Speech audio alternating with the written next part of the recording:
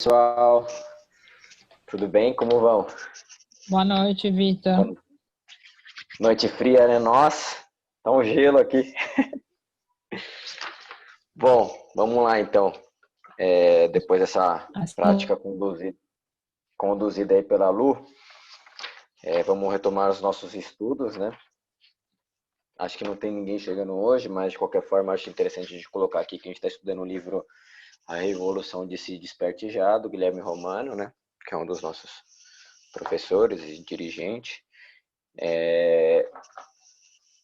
E a gente está fazendo um estudo, né, pegando os trechos do livro e discutindo, tá bom? Cada um colocando o seu ponto de vista, suas reflexões, né?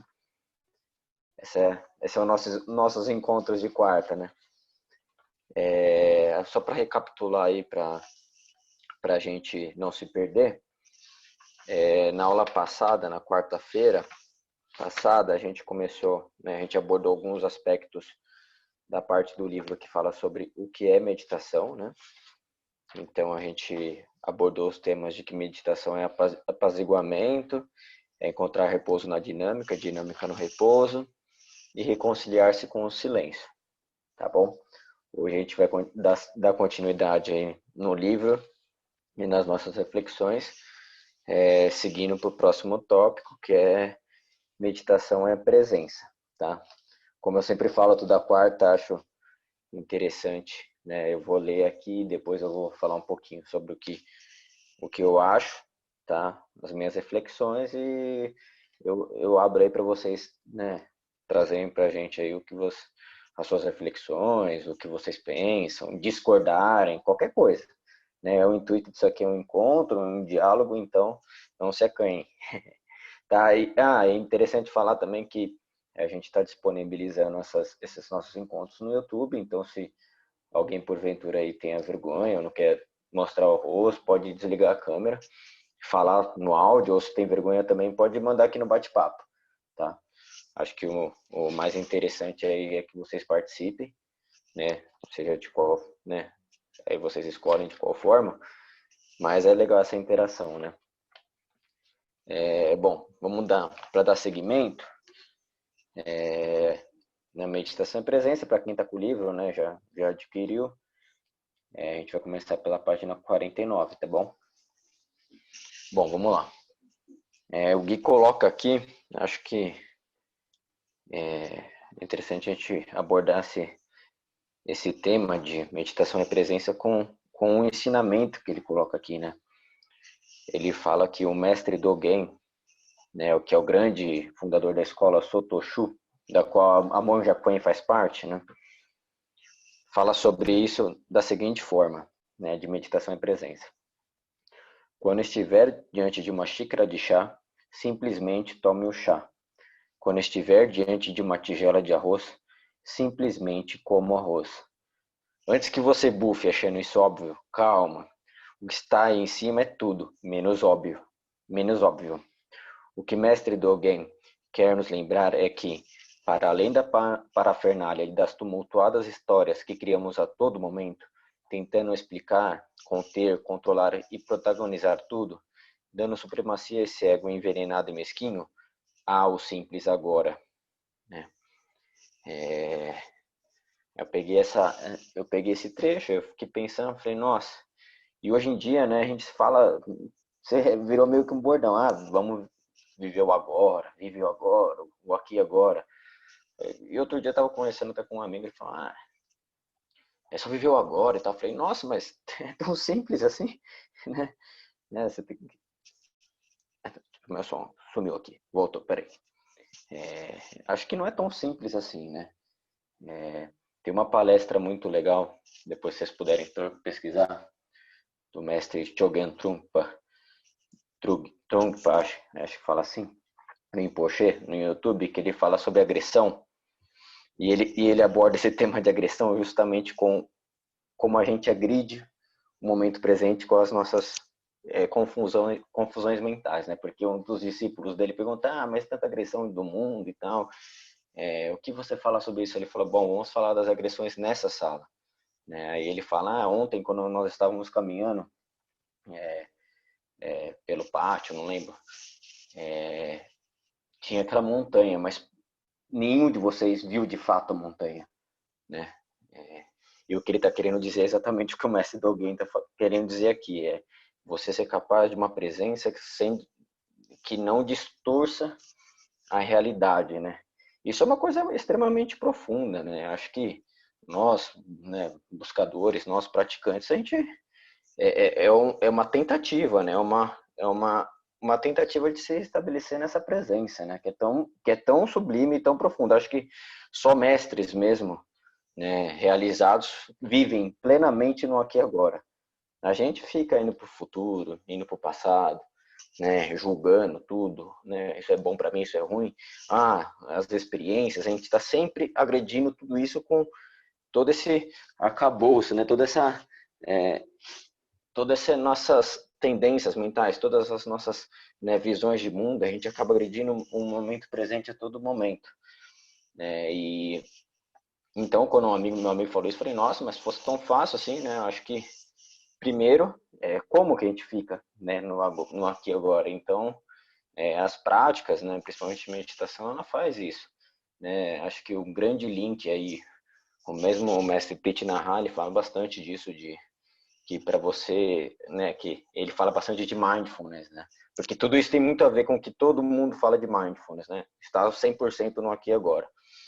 E ele fala que o que permite, né, o que consegue construir esse momento principalmente a concentração na respiração, né? Quando você está extremamente atribulado e você não consegue, você se tornar um com a respiração. Isso é uma ponte que te leva para esse estado, né? Porque estar no aqui agora é como se fosse ser só, né?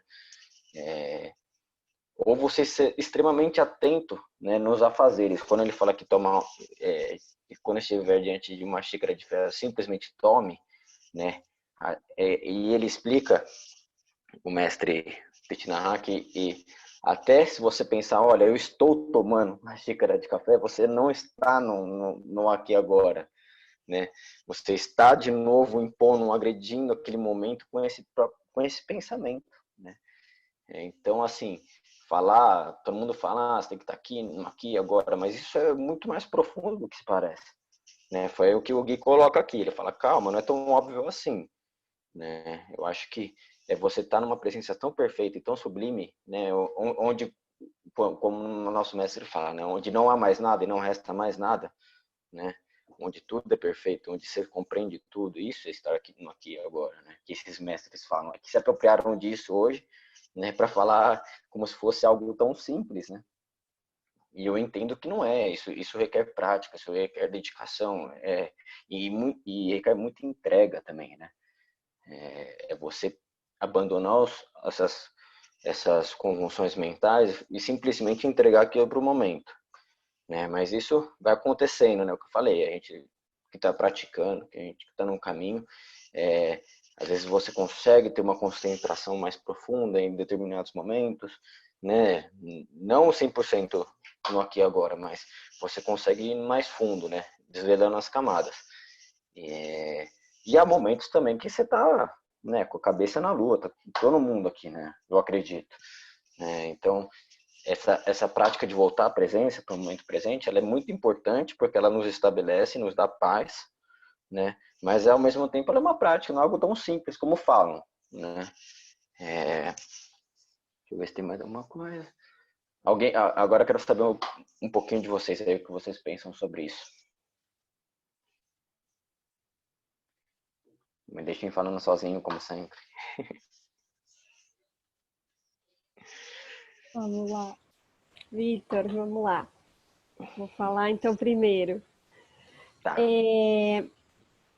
Muito interessante isso que você falou agora da questão da gente obter essa presença, como o Guilherme fala, no aqui e agora, por meio da prática, né, da entrega. Isso vai ocorrendo aos poucos, né, conforme a gente vai praticando, a gente vai percebendo, até mesmo na prática, né, quando a gente fala, até na prática conduzida, né, perceba a paisagem sonora ao seu redor, então, ou o peso do seu corpo, a gente está aplicando técnicas, né, para tentar esse centramento, para trazer a nossa atenção, né, para cada parte do corpo. Então, no dia a dia, né, essa atenção plena vem com a aplicação das técnicas mesmo, né? Como você falou, é algo que você citou o mestre, que não é uma imposição, né? De falar, não, agora eu vou prestar atenção no que agora, é algo que vai fluindo, né? E que depende também dessa entrega. E eu me lembrei, né, de uma passagem do livro da Monja Coen, que é um livro que se chama O Sofrimento é Opcional. E lá para o finalzinho do livro ela coloca uma passagem para te mostrar essa importância do aqui e agora, de cada tarefa, né? Mas é diferente, como você colocou, a gente ficar ali se forçando, não, agora eu vou prestar atenção aqui em tudo que eu estou fazendo. Eu acho que é diferente da gente procurar perceber, né? Como a gente fala na prática, perceba, né, a sua respiração. Então, e aí isso começa a fluir. Então, se na hora que ela fala, acorde, olhe no espelho, né, ela vai dando um passo a passo para que depois isso comece a fluir. Olhe no espelho, ao escovar os dentes, perceba que você está escovando os dentes, né? Porque a nossa cabeça pensa em tudo menos naquilo que a gente está fazendo, né? Então, a partir do momento que a gente olha para a tarefa, então a gente se estabelece ali naquele momento presente, no agora. Eu acho que uma forma da gente treinar, né, a nossa atenção nesse aqui e agora é a gente começar a perceber, né? Então, se a gente está caminhando ali na rua, quantas vezes a gente não fala assim, nunca percebi que no caminho tinha essa árvore, né? Nunca percebi que tinha aqui na rua essas flores, né? Isso acontece bastante. Então, acho que começa com essa percepção, né? Porque muitas vezes a gente faz muita coisa no dia, a gente nem valoriza o que a gente fez no dia, a gente está sempre querendo fazer muito mais, né? Que a gente tem essa tendência, eu sempre falo, olhar mais para o que não fez do que fez. Então, acho que também um exercício é a gente começar a pensar tudo o que a gente fez naquele dia, a gente vai ver a quantidade de coisas que a gente nem percebeu, que a gente nem prestou atenção, né? Então, acho que ao mesmo tempo que é um resultado da técnica, né, que depende da prática diária mesmo para a gente começar a colher esses frutos no dia a dia, de uma forma mais natural. E por outro lado, acho que a gente também pode tentar treinar a nossa atenção, procurando perceber no dia a dia a quantidade de coisas que a gente faz, ou naquele momento que a gente está ali numa tarefa, como ele falou, né? Se você vai... se você está diante de uma xícara de chá, simplesmente tome o chá. Então, tome ali e faça aquilo, né? Não fique com a cabeça em milhões de coisas. Eu acho que é isso. Por enquanto é isso. Eu não sei se vocês concordam ou não. Perfeito, Lu. Mais alguém quer fazer alguma colocação? Espera aí que tem alguma coisa no chat aqui que eu não... Deixa eu abrir aqui. Não. É só mensagem antiga. Desculpa. E o que você falou é verdade, né? Eu acho que quando a gente está fazendo a prática também, quando a gente pratica todo dia, a gente percebe mesmo quando a gente está viajando na maionese, né? Isso me acontece às vezes. Às vezes eu estou, por exemplo, descendo do metrô da minha casa aqui andando, aí daqui a pouco me percebo e falo, nossa, mas eu já desci metade do caminho, eu nem percebi que eu estava descendo a rua. Sabe? Uma coisa assim, você está longe de verdade, né? Eu acho que é o que você falou, né, Lu? Acho que isso leva ao que a gente está conversando desde dos outros encontros, de que é prática, né? É uma prática que leva a acontecer esses estados, né? Eu acho que é a tentativa, né? A gente tem que ir pela tentativa, né? Trazer essas coisas, falar, não, peraí, eu tô indo muito longe. Aí você aplica as técnicas, e as técnicas, em conjunto com essa vontade de que isso aconteça, produz resultados, né? A gente segue, né? A gente segue as diretrizes que os grandes mestres ou que as grandes tradições ensinam, né?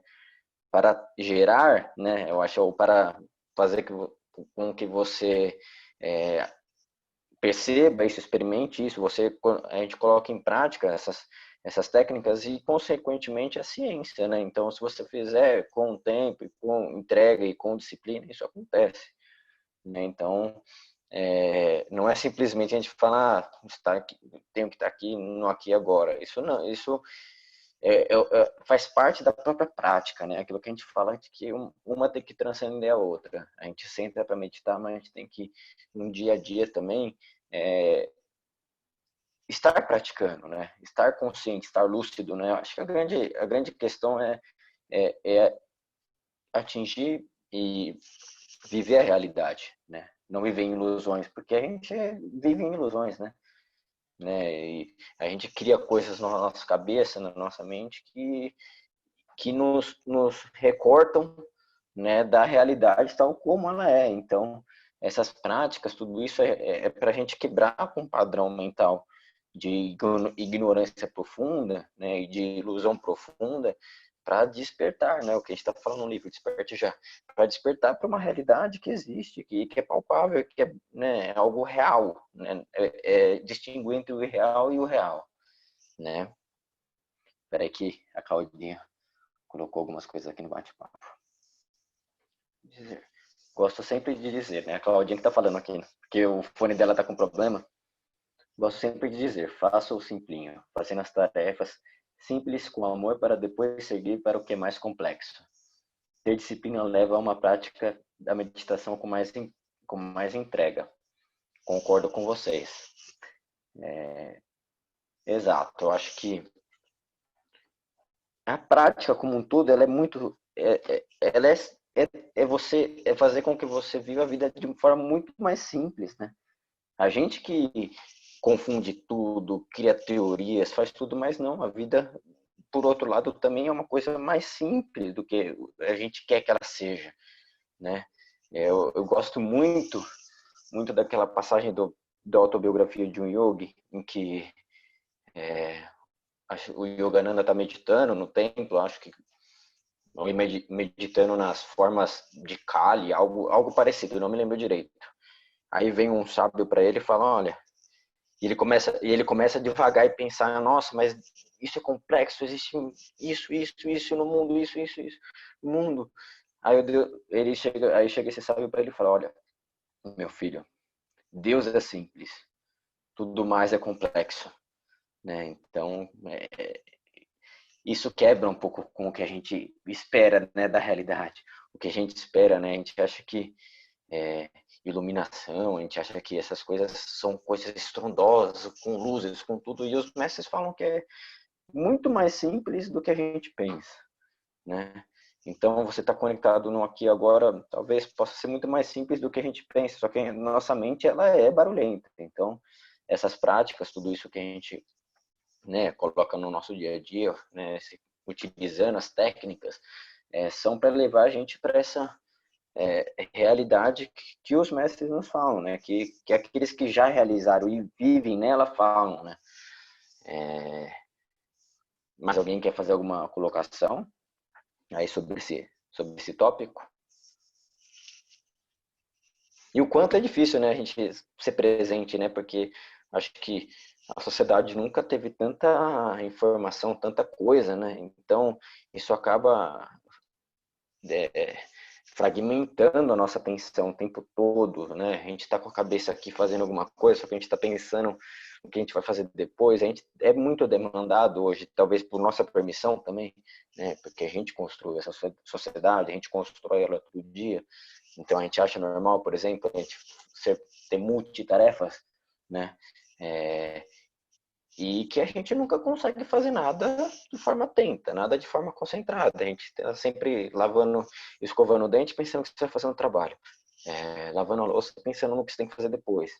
Então, essa quebra é necessária, né? Porque isso é o que o nosso mestre fala, né? O que a nossa intenção, quando ela está... como é que... Peraí, que eu ia ler essa parte ainda para falar disso, mas eu perdi a página aqui. Ele A fala onde quer que eu atenção e a pense. intenção Isso, estão me ajudem.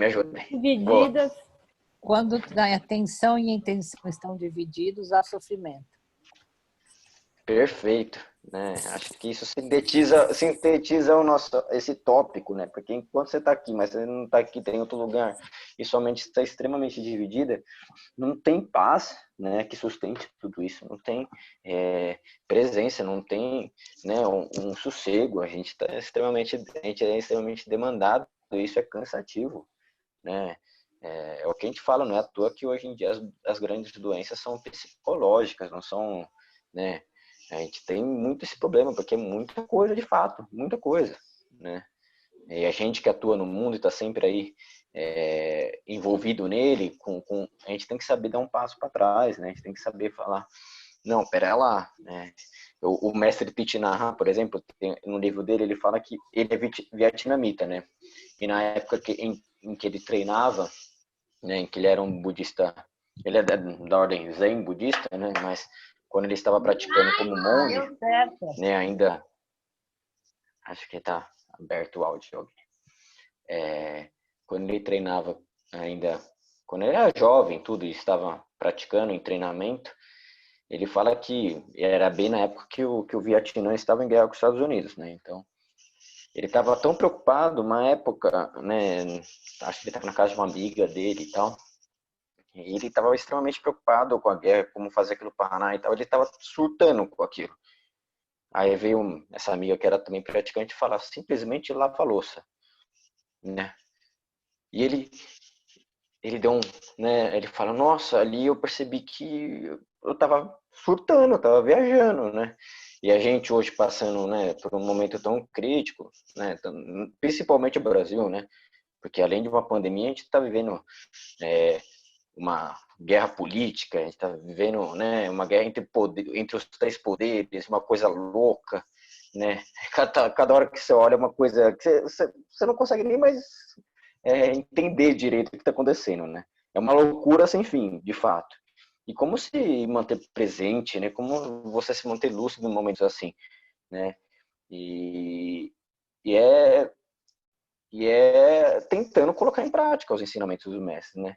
Nunca há uma melhor hora. A melhor hora é sempre agora para a gente praticar, né? Isso eu acho que o Yogananda falava para uma discípula dele lá dos Estados Unidos, que ela vinha, mas qual a melhor hora e tal? Ele falou sempre, a melhor hora é sempre agora para praticar, né? Não importa, o mundo, ele é cheio de problemas. Se você esperar o mundo ficar pacífico para você tentar ficar em paz, nossa, você nunca vai conseguir, talvez, né? Porque é uma estrutura muito grande, né? Então, você esperar a paz vir de lá de fora e você construir ela através de fora para dentro, vai ser muito difícil de você conseguir dessa forma, né?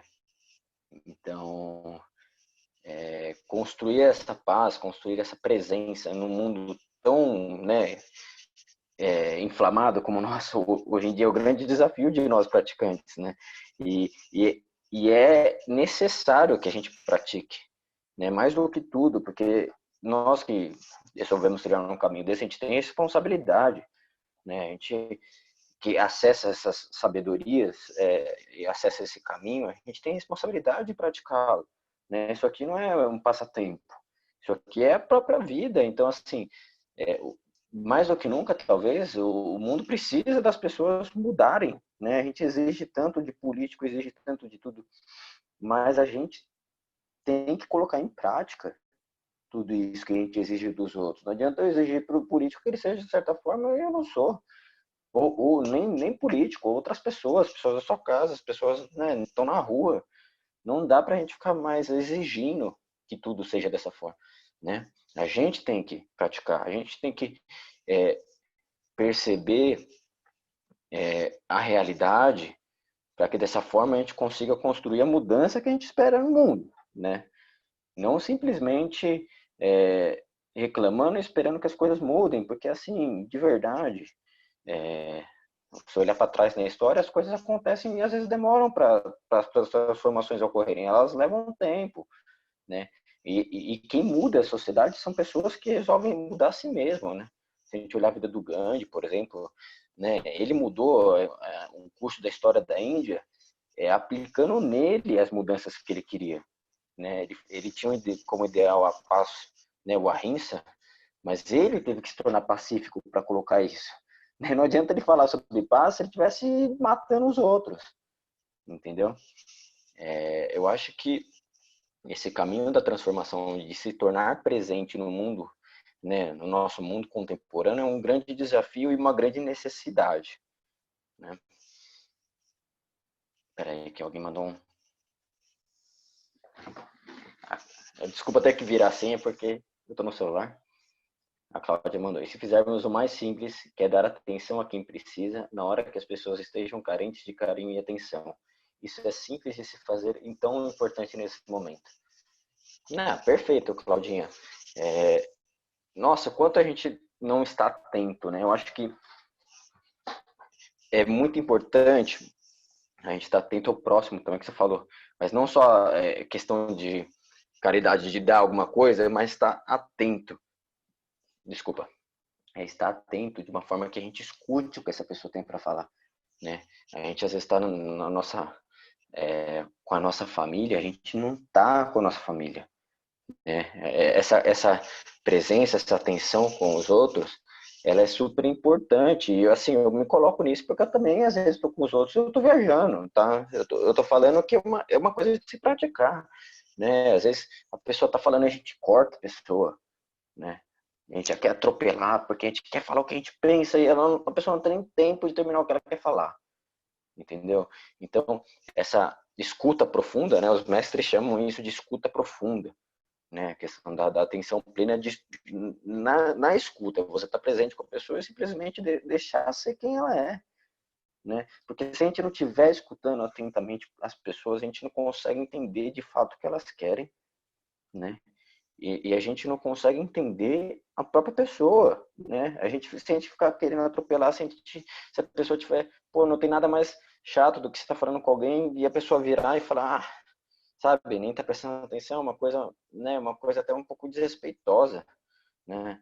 Então, essa atenção, essa presença, ela tem que ser praticada em todos os momentos, seja com os outros, seja consigo mesmo, seja em atitudes, enquanto você está lavando um prato, até a hora que você esteja no trabalho, conversando com outros, em reunião e etc. Né? Isso é para todos os momentos da nossa vida. Né? E só assim a gente se torna mais lúcido, né? E mais presente. Né? E o mundo está precisando disso, gente. Né? A gente tem que estar mais presente no mundo, a gente tem que estar mais presente para os outros, a gente tem que enxergar tudo, enxergar a realidade alheia, porque assim, o mundo é um lugar de amplo sofrimento, e se a gente não está presente, se a gente não dá atenção a isso, né, o sofrimento só vai se perpetuar, né? Só vai continuar.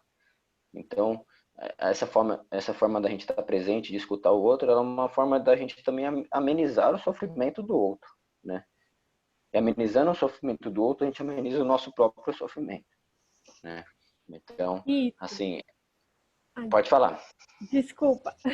Pode falar. Pode falar. Me lembrei agora, né? O Guilherme sempre comenta que uma frase da Leila, né? Que ele, na verdade, uma reflexão que ele teve a partir de um comentário da Leila, e ele sempre fala: tudo tem a ver com atenção, né? Então é isso. Tudo tem a ver com atenção. E isso sempre vem à minha mente. Eu sempre me lembro dessa frase dele, e a Leila está aí, né? Leila, acho que você pode comentar. Até tu, Brutus. Até eu agora, tudo que fala de atenção plena, aqui agora eu sempre me lembro de você. Tá vendo como foi importante? Eu sei, eu nem me lembro mais, porque faz tantos anos, Lu. O Guilherme não me deixa esquecer isso. Mas a gente conversava muito, né? E é exatamente isso. Eu não sei se foi porque eu sou tão avoada com as coisas e a gente discutindo, nem me lembro, mas ele tem memória de elefante, né? Ele lembra sempre disso. E foi isso mesmo. Tudo é atenção. E toda vez eu lembro dele também nessa frase, vai ficar cravado. Isso eu não me lembro nem a época que foi, mas eu lembro que aconteceu mesmo esse fato. E ele me deu uma bronca. Você sabe, né? Na hora que a gente sai da linha, tudo com atenção. Tudo é atenção.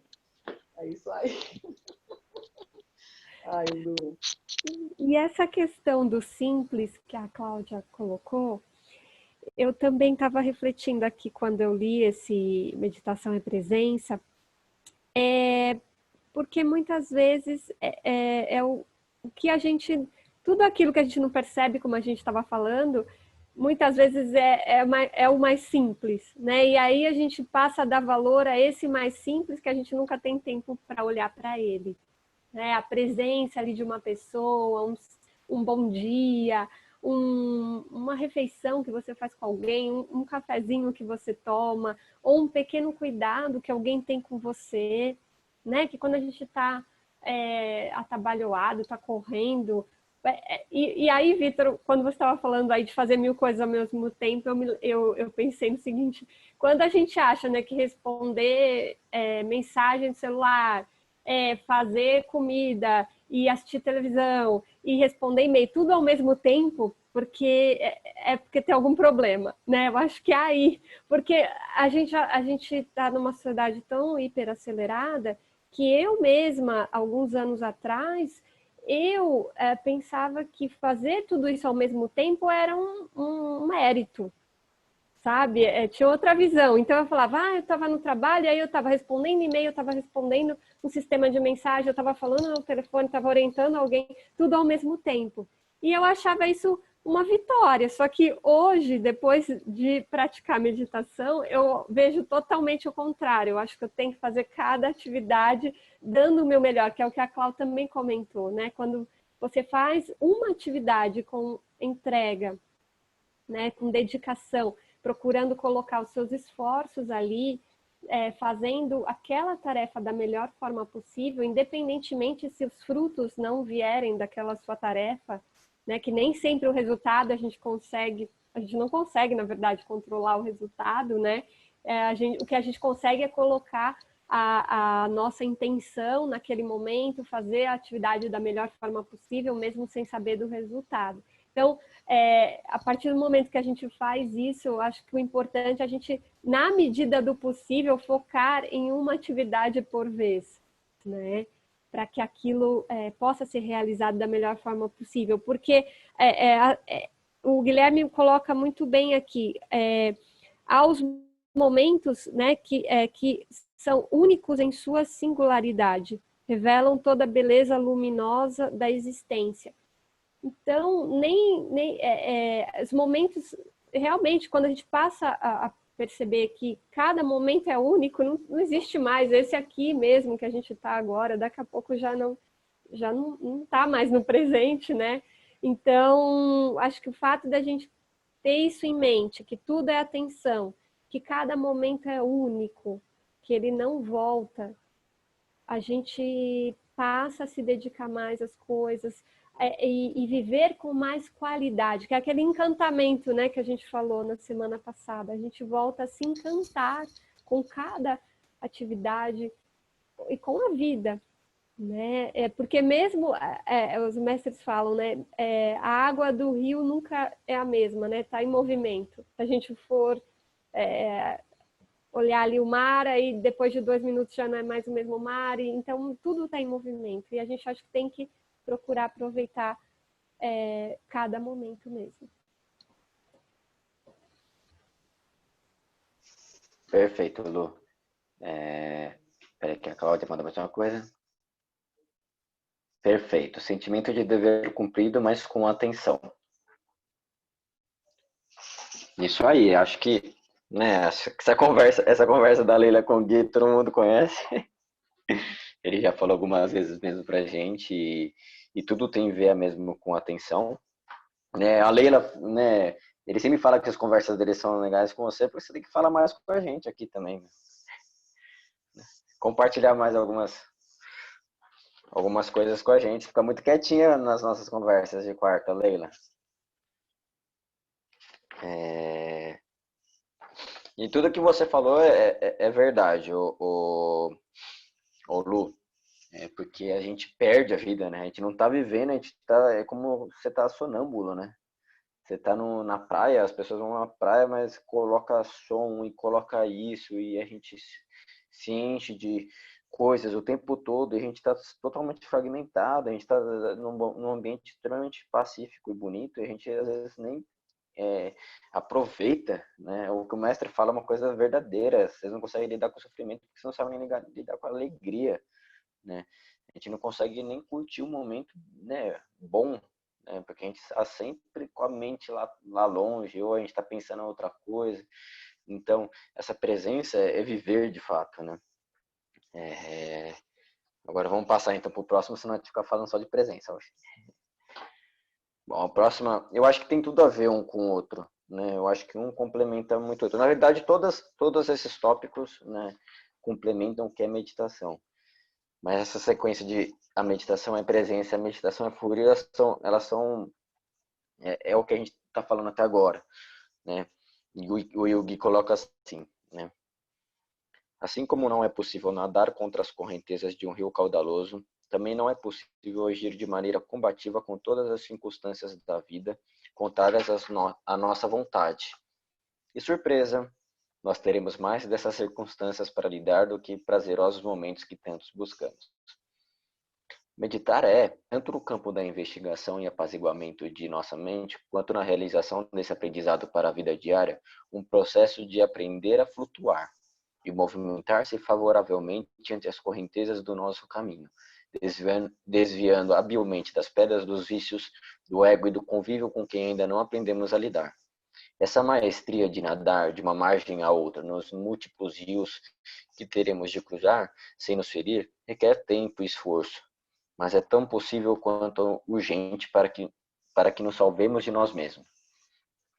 E fique calmo, não é que você precisa arrumar mais tempo ou disposição nessa sua vida atribulada para que possa fazer bem a prática. Ao contrário, na medida em que meditar, trabalhar e viver de maneira atenta, lúcida e construtiva, você ganhará do próprio trabalho, consigo e com o mundo, a força necessária para seguir adiante. Esse processo de autonutrição e fruição também é meditação. Isso tem tudo a ver com a atenção e presença, né? Isso tem tudo a ver com transcender a prática, né? Esse fluir é algo que, o que ele coloca aqui e faz parte da nossa vida, que não é, as coisas não acontecem do jeito que a gente quer, né? O nosso mundo, ele é um mundo de dualidades, então, no momento tá bom, daqui a pouco fica ruim, e você fala, pelo amor de Deus, não pode ficar pior, fica pior, né? Vão acontecendo coisas que vão aparecendo para você, né? Você vai experimentando situações diversas o tempo todo. Então, não adianta eu sentar aqui e minha prática não surte efeito nessa hora, em que as coisas desmoronam, né? Ou em que as mudanças da vida, elas vêm o tempo todo, então o que eu faço com isso, né? Ou quando acontece alguma coisa que eu não quero, né? O que eu não esperava, né? Essa quebra forte de expectativa que gera um sofrimento, o que você faz nessa hora, né? É aí que a prática tem que transcender a prática, é aí que você vai fluir com a vida, porque quando você começa a praticar no seu dia a dia, o que a gente falou, né, até na semana passada, você vai começando a dar respostas diferentes, né, para essas situações do cotidiano. Né? Você vai conseguir ser outra pessoa dentro do seu trabalho, você vai conseguir ter outra visão, né, no trânsito, você vai conseguir ter outra visão com a sua família, né? Às vezes a gente tem, né, tem pessoas que têm problemas sérios em família, né? E isso é muito profundo, né? A Aldeia até pode falar melhor que eu, mas isso é muito profundo. Então, o que a prática vai te mudar ali, né? Onde pega o calo, né? Onde as nossas vontades são mais cutucadas, onde nossas, né? Onde a coisa aperta na gente, né? Porque tem situações que apertam na gente, tem situações que faz a gente virar a chave mesmo. E é aí que tem que fluir, a prática tem que fazer o efeito e fluir de uma forma melhor, né? Porque você tem que começar a olhar tudo isso de uma forma diferente. A prática tem que fazer isso, porque senão ela não está te transformando, né? Então, vai fazer... Pode falar. Então, Vitor, na verdade, o que eu entendo dessa situação da prática na vida prática é você ter a capacidade de contemplar, sabe? e seguir vivendo sem que as coisas do mundo te afetem, entendeu? Por pior que elas sejam. Então, acho que assim, a gente tem que, tendo essa calma, esse apaziguamento no interior da gente, para que as coisas, você viva o mundo sem ser do mundo. Isso é o que o mestre fala, né? Pelo menos é assim que eu entendo. Claro que é sempre muito difícil, porque a gente se pega aí com parentes doentes, ou o que seja, mas a gente tem que contemplar de uma forma que você possa ser solidário, tal, mas sem que isso te deixe perturbado. Talvez acho que seja a palavra mais certa. Desculpe, esqueci de levantar a mão. Não, pode falar, não tem problema, Alder. Acho que essa é a intenção. E você falou uma coisa perfeita, perturbado. Eu acho que essa é a grande chave, porque assim, a gente não está falando aqui para as coisas acontecerem e você ficar apático, né? Você tem sentimentos, você tem que saber acolher tudo isso, né? Sim, não é Até, apático. até os grandes mestres, quando perdiam pessoas próximas, choravam, né? Eles sentem, faz parte da vida, né? Esse movimento, né? Mas você não pode ficar perturbado, né? Você não pode se perder nisso tudo, né? Acho que a gente tem que saber, olha, aconteceu isso, eu vou ter que reagir para disso de uma forma lúcida, né, Nalde? Acho que é a palavra que o Gui sempre fala, Exatamente. lucidez plena, né? Lucidez plena em todos os momentos, né? Isso que é fluir, Uhum. né? Não é fugir dos problemas e negá-los, né? E tampouco ser massacrado por eles, né? Eu acho que Exatamente. é o caminho do meio entre tudo isso aí, né? Exatamente. O caminho do meio, o caminho do equilíbrio. E, e essa é a parte da prática que transcende a prática. Perfeito. Alguém quer fazer mais alguma colocação? Acho que a Claudinha mandou alguma coisa aqui no bate-papo. Espera aí. A prática nos traz quebra de paradigmas. Com isso, nossa vida flui consideravelmente. É verdade. Acho que ela proporciona essa mudança, né? É automático. Você vai começar a fazer e você vai começar a reagir para as coisas de outra forma, né? Às vezes você reage de uma forma que você fala, nossa, até você se surpreende, né? Você fala, nossa, há 2 anos, há 3 anos atrás, eu não reagiria dessa forma, né? Eu tinha chutado tudo, meio desesperado, né? Hoje você não nega aquela coisa ruim, mas você consegue enxergar aquilo de uma forma diferente, né? Então esse fluir na prática ele vai te trazer, inclusive, né, uma vida mais calma, mais pacífica, uma vida mais feliz, né? A prática é isso. Eu acho que a prática é a arte da felicidade, né? É você conseguir trazer a felicidade, né, para todos os momentos. E uma felicidade genuína, não algo para, né, não algo que a gente simplesmente produz e fala, tô alegre, tô feliz. Não, é algo que você traz pelo entendimento das coisas, né? Acho que o entendimento é a chave disso tudo, né? A gente começa a compreender as situações de uma forma mais profunda, e por você começar a compreender as coisas de uma forma mais profunda, você não se bate tanto por isso. Porque a gente começa a entender sobre a impermanência da vida, sobre, né, as dualidades do mundo, né, e você vai começando abrir um olho diferente para a realidade, né? Então isso vai transformar, de fato, as suas relações com o próximo, suas relações com o mundo e consigo mesmo, né? Mais alguma coisa? Vitor, queria só Sim. destacar como foi interessante, né, a forma como o Guilherme colocou de maneira tão didática no livro o que é a meditação, né? Porque uma coisa é a gente ter acesso às técnicas, começar a praticá-las, e descobrindo eventuais mudanças ou as pessoas que têm contato conosco chegarem para falar que estamos diferentes, mas a forma didática como ele colocou aqui, já para quem está iniciando, né, um leitor, que é apaziguamento, que é a dinâmica no repouso, a repouso na dinâmica, a reconciliação com o silêncio, a presença e o fluir, também nos ajuda muito, né, a ter essa percepção.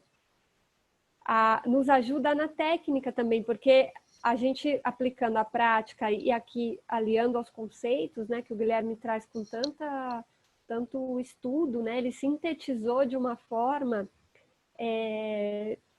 muito profunda. Então, o que muitas vezes a gente tem que ler, né, vários livros, ali experimentar e aí debater muito, acho que aqui ficou muito interessante a forma como ele já abordou lá no início mesmo, né, o que não é meditação. Então, isso acho que é um norte para a gente também ir seguindo, né, e voltando a esses conceitos, porque eu acho que a gente sempre revisitar esses conceitos para a gente avaliar também como a gente está vivendo no dia a dia, como está sendo a nossa prática, eu acho muito importante.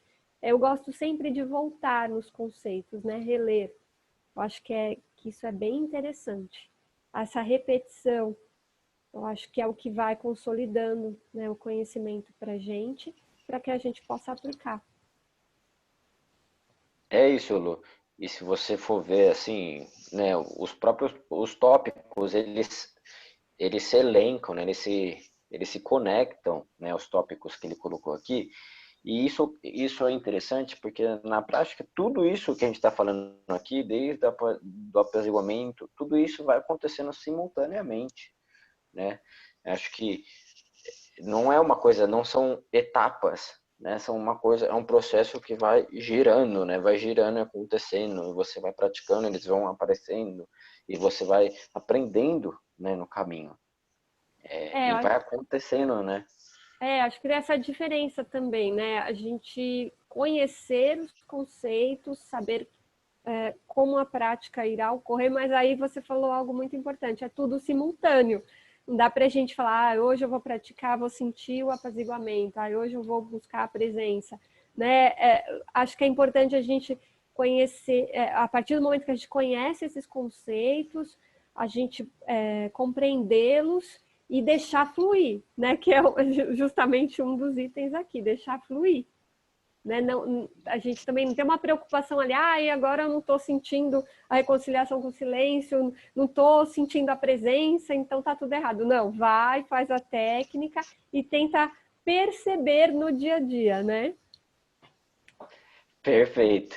É isso, Lu. E até porque se você ficar, mas a paz não vem, isso é um controle, isso é uma coisa que não é o correto, né? Não é o Aí que caminho não vem correto. mesmo, né?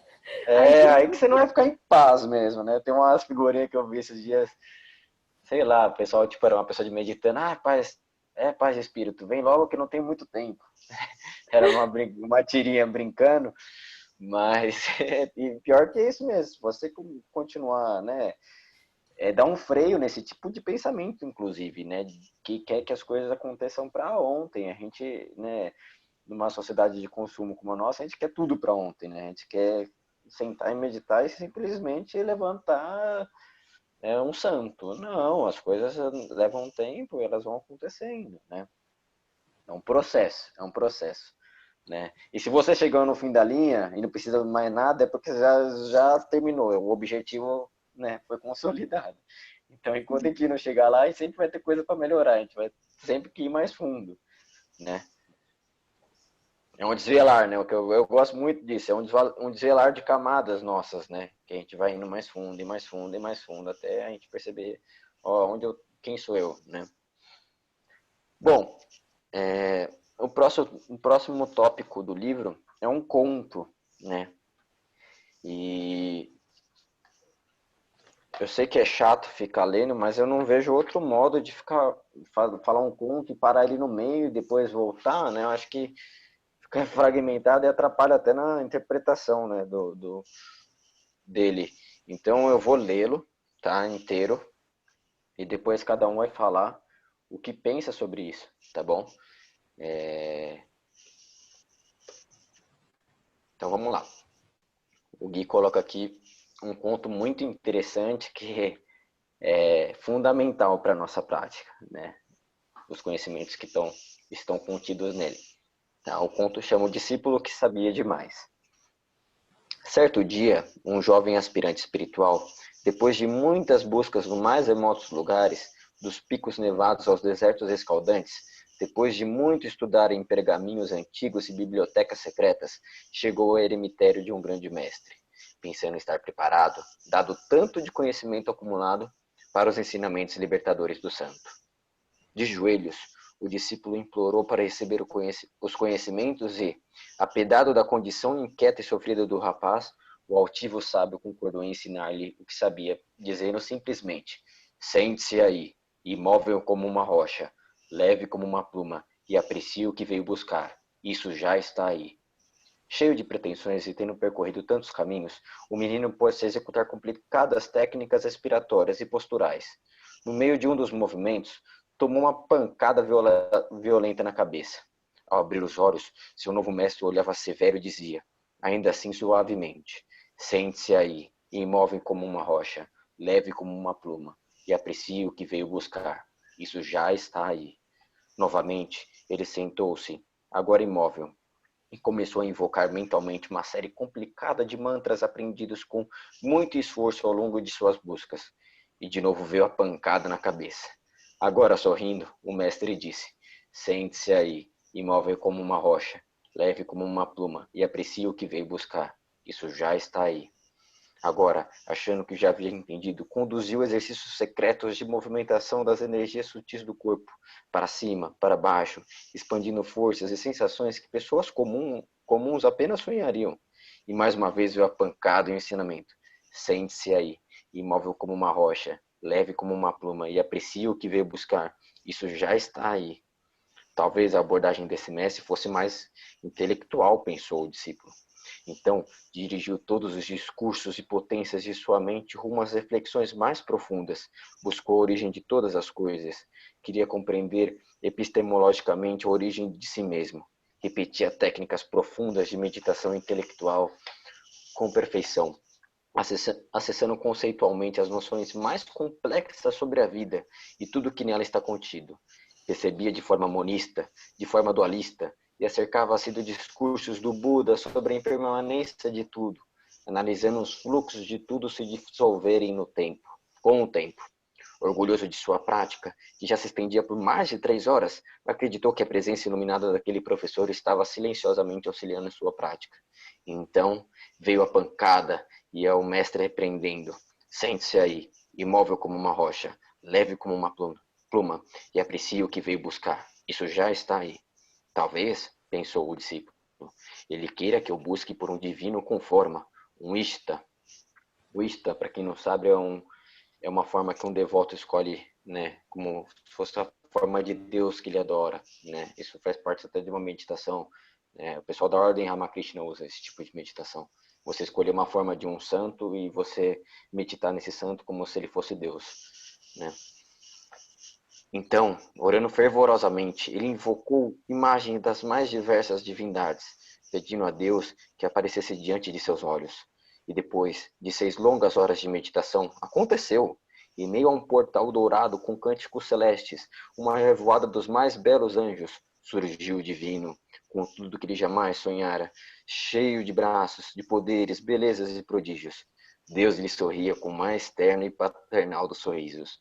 Sua mão direita estendida estava quase tocando-lhe a cabeça quando, pum, uma forte pancada fez toda a visão desaparecer e uma voz poderosa o retirou do transe. Sente-se aí, imóvel como uma rocha, leve como uma pluma, e aprecie o que veio buscar. Isso já está aí. Chocado, mas ainda motivado, o discípulo buscou agora visualizar a luz intensa da consciência pura, estabelecendo-se quieto em um estado muito próximo ao Samadhi, descrito nos livros que leu. Pelo menos, só para conceituar Samadhi, né, o guia até coloca aqui embaixo, Samadhi pode ser traduzido por meditação completa. No yoga é a última etapa do sistema, quando se atinge a suspensão e compreensão da existência e a comunhão com o universo. No budismo é usado como sinônimo de concentração ou quietude da mente.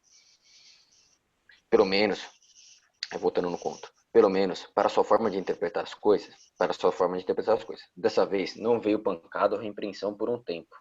E logo ele pensou, uau, acho que agora entendi. Agora acessei o que o mestre queria. Agora estou pronto. E tão rápido quanto o pensamento surgiu, novamente veio a pancada e a voz de trovão do sábio de longas barbas, profundas rugas e sereno olhar. Sente-se aí, imóvel como uma rocha, leve como uma pluma, e aprecie o que veio buscar. Isso já está aí. Decepcionado com as reações do mestre consigo mesmo, o discípulo tentou calar tudo, fazendo um esforço tremendo para não pensar e mantendo firmemente no aqui e agora. Dava para ouvir as batidas de seu coração, o sangue circulando em suas veias, o ar fluindo de seus pulmões. Nenhum pensamento surgia, nada. E de novo veio a pancada e a repreensão. Sente-se aí, imóvel como uma rocha, leve como uma pluma, e aprecie o que veio buscar. Isso já está aí. Será que nada servia para aquele exigente guru? Pensou o discípulo. Tudo o que aprendeu, todos os prodigiosos passos que deu, todos os elogios que recebeu de mestres tão ou mais famosos que aquele. Como ele ousava tratar assim um buscador tão sincero, tão bom, virtuoso, humilde e obediente? E mais uma vez veio a pancada e o ensinamento. Sente-se aí, imóvel como uma rocha, leve como uma pluma, e aprecie o que veio buscar. Isso já está aí. Desesperado, o discípulo irrompeu em lágrimas e abriu os olhos e soluçou ao mestre. Onde está a paz divina que tanto busco, se tudo o que aprendi não serve para que o Senhor quer me dar? E o mestre responde, está diante de seus olhos, filho, mas encoberta por esse tumultuado oceano de eu já sei e já estou pronto. Conquanto o despertar não seja espontâneo, contanto que não te dê um novo estado de perceber tudo, conquanto que não quebre com esse pretensioso ego, tudo não passará de anestesia, tudo não passará de imaginação. Apontando para o incenso que queimava na sala, o sábio disse, tão oscilante quanto essa fumaça são os conteúdos da mente, tão fascinante e voláteis também. Perfumam a tudo, sim, preenchem a tudo, sim, mas se dispersam com o simples abanar das mãos. Iluminação não tem nada a ver com isso. Tem a ver com soltura, leveza, entrega. Todas as suas experiências são, ao mesmo tempo, verdadeiras e falsas. Verdadeiras quando são percebidas por você como um dado inquestionável da mente, e falsas quando não se sustentam, engolfadas pela impermanência e pelas oscilações que advêm dela. Se todas as práticas e experiências não te transformam da forma mais simples e essencial possível, desde simples atividades cotidianas até os eventos mais emblemáticos de sua existência, dando condição e combustível para você ser a totalidade da liberdade que busca e que passa a ofertar a todos, tudo não passa de ilusão. A realização não é o método, não é o caminho, não é o que se pensa sobre ela, nem o que não se pensa, mas ao mesmo tempo abarca tudo isso com uma totalidade perfeita. Realização é tudo isso, e não é nada disso. Agora, vá mais fundo, mais séria, simples e sinceramente dentro disso e mais uma vez sente-se aí, imóvel como uma rocha, leve como uma pluma, e aprecie o que veio buscar. Isso já está aí. O discípulo, com o coração tomado de nova alegria e vigor pelas palavras do mestre, sentou-se imóvel como uma rocha, de mente leve como uma pluma, e pôde finalmente perceber que ele já era a manifestação de tudo que buscava, e realizou, para além de toda palavra, discurso ou conceito, a natureza última de sua consciência, refletindo a tudo o que existe e existindo em tudo o que reflete. Uau! Eu tentei ler um pouco rápido para dar tempo da gente comentar esse conto, tá bom? Bom, isso sintetiza, acho que, o que a gente falou até hoje, né? Desde o primeiro encontro, né? Esse conto sintetiza e ele, né, nos ensina sobre muitas coisas no nosso caminho, né? A primeira delas é sobre a pretensão, né? O orgulho e achar que você está sabendo, né? Acho que isso é uma coisa que acaba virando, é um obstáculo na sua prática, né? Quando a gente começa a praticar e começa a ler sobre prática de meditação, de caminho espiritual, etc., a gente começa com uma pretensão de que a gente já sabe certas coisas. E essa pretensão, ela nada mais é do que um obstáculo que não vai te deixar ir além daquilo que você já conhece, né? Eu acho muito interessante, depois vocês assistirem, tem uma palestra da Monja Coen, ela fala, a palestra chama Não Saber ou Não Sei, né? E ela fala da importância da gente se abrir sempre, né? A gente nunca achar que a gente já chegou lá, porque se você ainda não atingiu um estágio onde você não sofra mais, você ainda não se libertou, né? Você ainda falta algo, né? Então você tem que ir mais fundo, né? O que o nosso mestre fala, vá mais fundo. Se você tem experiências, né? Só que ainda você sofre, só que você sente que não é tudo aquilo, ainda você não chegou no objetivo, né? Então, se você já leu livros e técnicas, tudo, isso também são ferramentas, né? Buda falava muito, né, que os ensinamentos e as práticas deles, que ele ensinava é como o dedo apontando para a lua, né?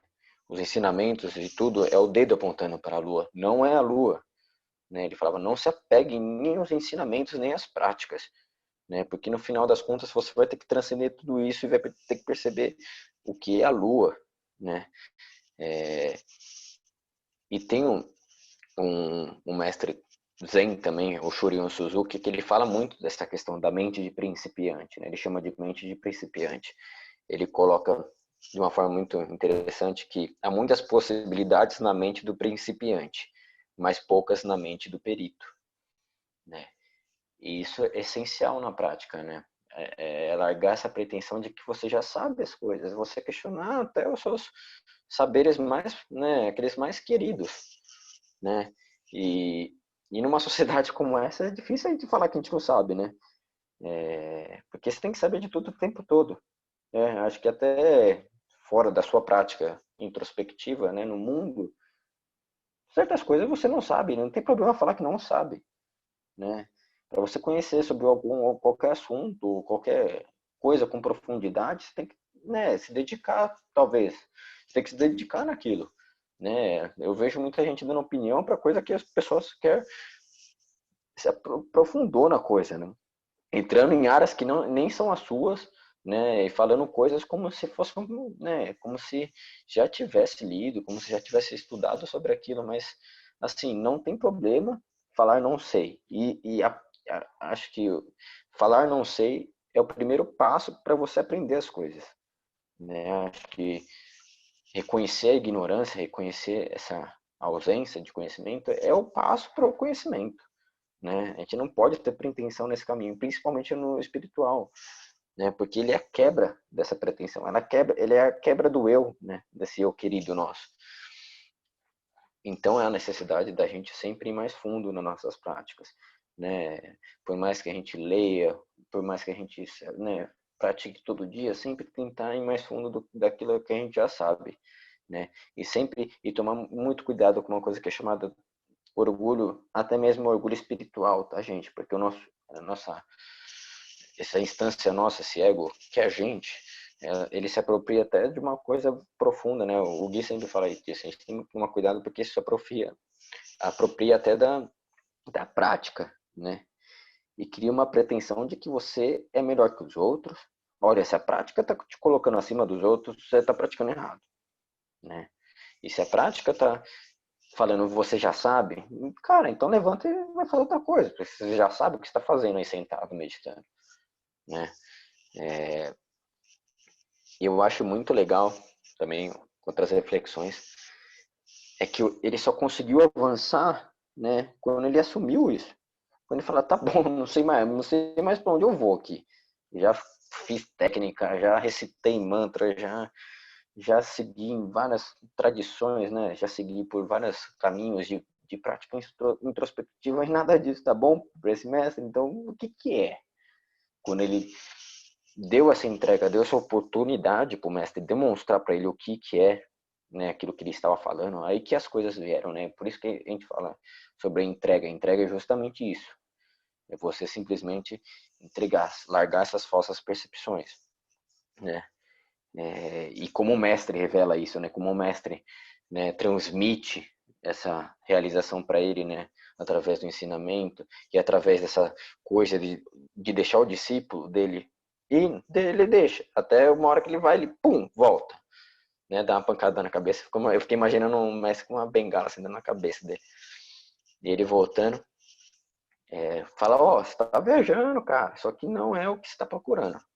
Aí vem a parte mais interessante depois, que o mestre fala, você já é, isso já tá aí, o que você está buscando já tá aí.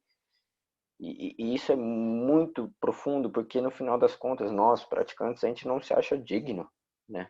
A gente não se acha digno de realizar essa verdade. A gente acha que não é pra gente, né? A gente coloca numa posição de vítima e também numa posição de que é muito alto, né, pra gente. Ah, não, eu não faço jus a isso, eu não sou digno disso. Né? O mestre fala, você já está aí, né? O nosso mestre fala pra gente, vocês não tem que se iluminar, esse papo de você tem que se iluminar é mentira, porque você não é uma lâmpada, né? Você já é a manifestação disso tudo que você está buscando, né? Então, na realidade, a prática ela é um ato de lembrar disso tudo, né? Porque em alguma instância aqui no nosso ser, a gente já sabe o que a gente é, né? E a gente só não acessa porque a gente não se acha digno e porque a gente não quer. Algumas instâncias querem, mas outras não querem. Então essa força antagonista, né, ela impede a gente de acessar isso. E a prática, a entrega é você fala, olha, existe isso em mim, então eu vou me entregar isso. E isso te transforma. E como falam, né, o Ramana Maharishi, os mestres, eles falam que na realidade quem chama a gente, quem está fazendo todo esse movimento é essa própria presença que existe dentro da gente, né? É um chamado, é um venha, volte, né, que ela faz, né? Então, ela já existe na gente, né? Isso é muito louco, porque você fala, nossa, eu não sei quem eu sou, mas no fundo eu já sei quem eu sou. Eu só não entendi ainda, só não compreendi, eu só não silenciei ao ponto de saber de fato o que é isso, né? É o que a gente fala, né? O que eu falei semana passada, que o Yogananda fica reclamando, oh Deus, você não aparece, e o Deus responde para ele, porque você fala que não aparece, mas você não silencia, né? Então, de certa forma, isso já está na gente, né? A gente tem que simplesmente calar as vozes tempestuosas, né, da nossa mente para escutar essa outra verdade, para escutar isso que chama a gente, né? Porque senão ninguém estava praticando aqui, né? Essa busca de todos os seres por paz, por amor, por felicidade, na realidade é uma busca da gente com a gente mesmo, né? Porque no final das contas a gente é tudo isso, né? A gente só se esqueceu, né? E esse ato de lembrar é o ato de praticar, né? A lembrança, a smriti, né? Que o guia até coloca depois aqui no final do livro, mas acho que vai estourar nosso tempo se eu começar a entrar nisso agora. Só vou liberar para vocês falarem rapidinho aí para a gente já encerrar. Alguém quer falar alguma coisa?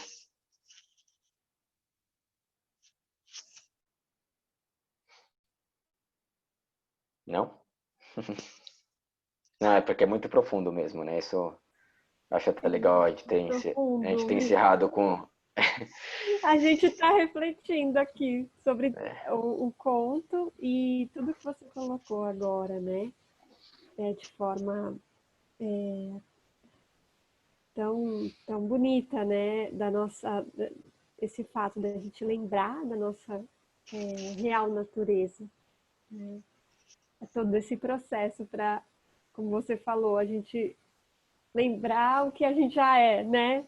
Você colocou aí muito bem. Então, muito, muito lindo esse conto, né? Sim, sim. E essa coisa de falar você já é isso, é meio até assustador pra gente, né? Porque a gente quer achar que a gente não é isso, que a gente é outra coisa e tal, mas quando o mestre fala, olha, você é tão iluminado quanto Cristo. Uma vez o Guruji falou isso pra gente, vocês todos são tão iluminados quanto Cristo, né? Só não sabem, mas são.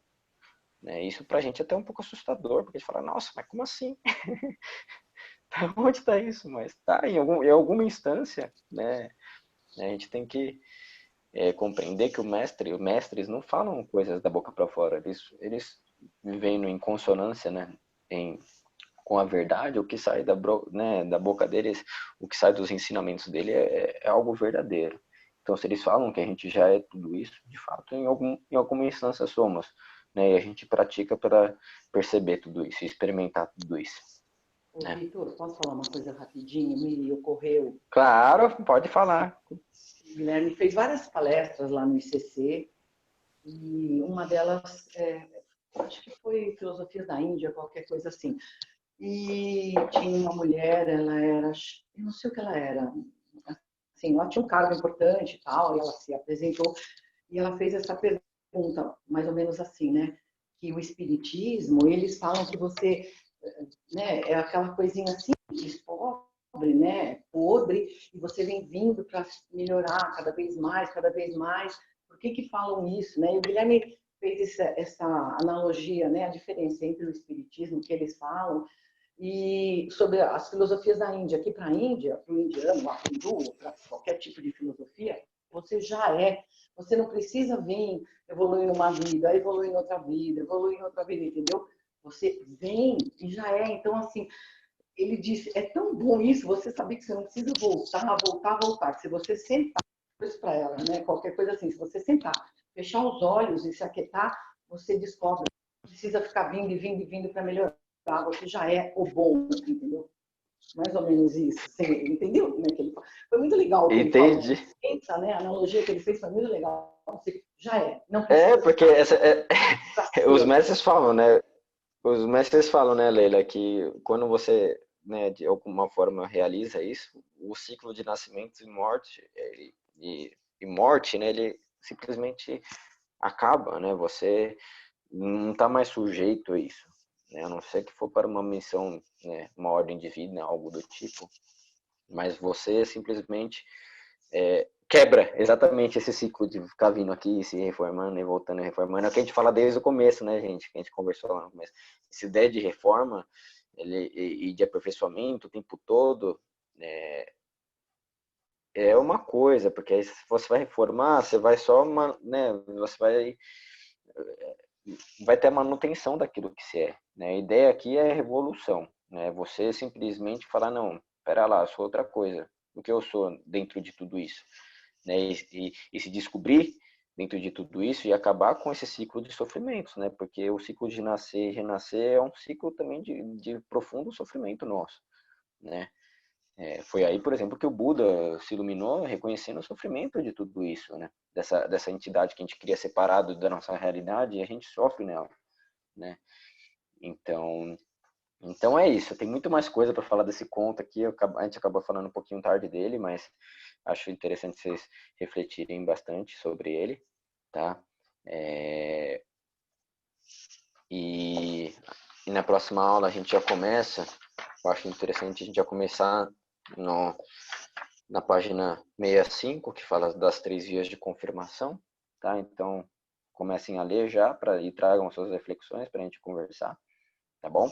É muito importante que vocês leiam para a gente, quando a gente trazer as coisas, quando a gente trouxer as coisas aqui e a gente conversar, vocês também compartilhem suas reflexões com a gente, elas são importantes, tá bom?